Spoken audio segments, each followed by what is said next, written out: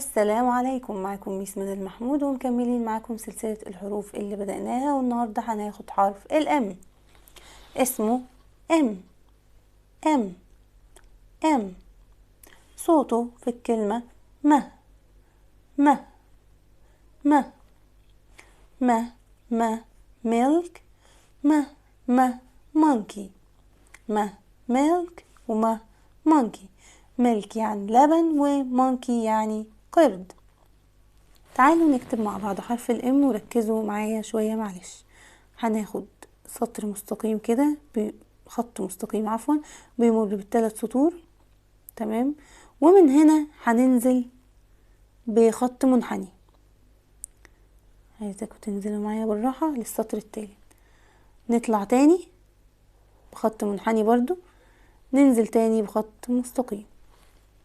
نعملها كمان مرة اهي، خط مستقيم، ومن هنا هننزل بخط منحني للسطر الاخير، وهنطلع برضو للسطر التالت تاني وهننزل بخط مستقيم.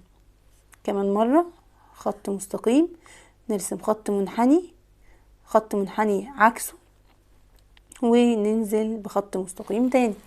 دي كانت الام كابيتال. تعالوا ناخد الام سمول. هتبقى في السطرين بس، مش هنستخدم السطر التالت.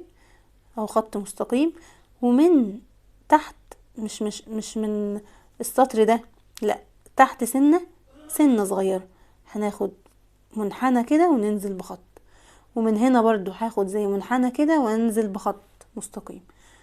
نعيدوها تاني، خط مستقيم، مش من هنا هاخد الانحناء، مش من فوق قوي، لا، انزلي ملي بس، واطلع المس السطر ده وانزل، ومن هنا برضو اطلع اعمل منحنى وانزل.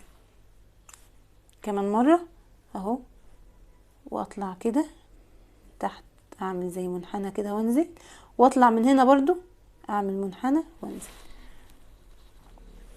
ده كان حرف الام، خدنا اسمه وصوته وطريقة كتابته. استنوني في حرف الان في الفيديو الجاي ان شاء الله.